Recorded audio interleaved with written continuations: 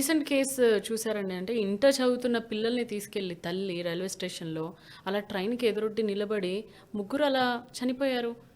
అంటే ఆమె సింగిల్ మదర్‌గా అంటే ఉన్నా కూడా ఎక్కడో ఉన్నాడు వాళ్ళ భర్త. ఎక్కడో పనిచేస్తూ ఉన్నాడు. అంటే ఒంటరితనం ఆమెను అలా చేయించిందా? ఆ క్షణానికి ఇంటర్ చదువుకునే పిల్లలు ఆపలేకపోయారా వాళ్ళ అమ్మని? వద్దమ్మా మనం ఉందామనో లేకపోతే ఇంకేదో ఏం జరుగుంటుందంటారు ఆ కేసులో మీరు? అక్కడ ఆ పిల్లల మైండ్ సెట్, తల్లి మైండ్ సెట్ ఒకే రకంగా ఉంది.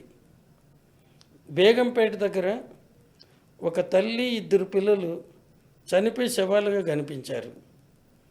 ఆఖరికి చూస్తే వాళ్ళు బయట వచ్చేవాళ్ళు కాదు. ఏ రోజు చంపిండేది ఏంటంటే బయట నుంచి వేసిన న్యూస్ పేపర్స్ వేసి దాన్ని బట్టి ఆఖరి న్యూస్ పేపర్ బయట ఎక్కడుంది మొదట ఆ రోజుకి అప్పుడు అయిండొచ్చు అనుకున్నారు. వాళ్ళు ముగ్గురు కూడా ఇంట్లోనే ఉండి ఆత్మహత్య చేసుకున్నారు. వాళ్ళు ఆత్మహత్య చేసుకుంటూ ఉండడం అనేది ఏంటి, తర్వాత ఆ ఇంటికి ఒకటి దొంగతనానికి పోతే వీళ్ళ శవాలు కుళ్ళిపోతూ ఉండే స్టేజ్లో కనపడ్డాయి వాడికి.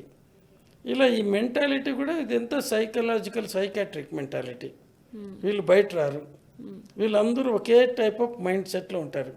లేకపోతే ఆ ఇంటర్మీడియట్ చదివే పిల్లలు, హై స్కూల్లో చదివే పిల్లలు పారిపోతారు కదా ప్రాణభయంతో. అది కూడా చేయలేదంటే ఏంటి? అంటే అమ్మ ఏం చెప్తే అది అమ్మ చెప్పినట్టు వాళ్ళు వింటారు. వాళ్ళకి ఏం జరుగుతూ ఉందో కూడా తెలియదు మైండ్ సెట్తో. సో దీంట్లో అట్లా ఉండిపోతారు, ఒక ట్రాన్స్లో ఉండిపోతారు. ఇవి జరుగుతాయి. అంటే చుట్టూ ఉన్న వాళ్ళు ఈ ట్రాన్స్ని గమనించగలరా? గమనించటం అనేది వాళ్ళకి దగ్గరగా ఉండే వాళ్ళు మాత్రమే చూస్తారు, కానీ అందరూ చూడలేరు. ఎట్లాంటి లక్షణాలు కనిపిస్తాయి? అంటే వాళ్ళు మైండ్ సెట్ ఎట్లా తిరుగుతున్నారు ఏంటి అనేది అబ్జర్వ్ చేస్తేనే వింత వింత ప్రవర్తన బట్టి వాళ్ళు ఊహించుకోవాలి ఏం జరగబోతుంది అనేసి. రెండవది, వీళ్ళు వేరే వాళ్ళతో మాటలు ఉంటే ఆ మాటలను బట్టి తెలుస్తుంది.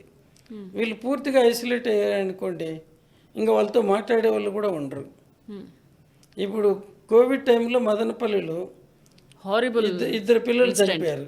వాళ్ళదేంటి ఆ మైండ్ సెట్ అటువంటిది. వాళ్ళు దేవుడితో మాట్లాడుకుంటున్నామనేసి ఆ దేవుడు మమ్మల్ని రమ్మంటున్నాడని పెద్ద పెద్ద చదువులు చదువుకుని చాలా మంది విద్యార్థులకి వాళ్ళు చదువులు చెప్తున్నారు. వాళ్ళు స్కూల్లో టీచరు, వాళ్ళ హస్బెండ్ ఇంకొక కాలేజీలో అక్కడే జూనియర్ కాలేజీలో ప్రిన్సిపాల్, నలుగురు కూడా ఇటువంటి మెంటాలిటీకి పోయినారు ఆ దైవభక్తి పేరుతో.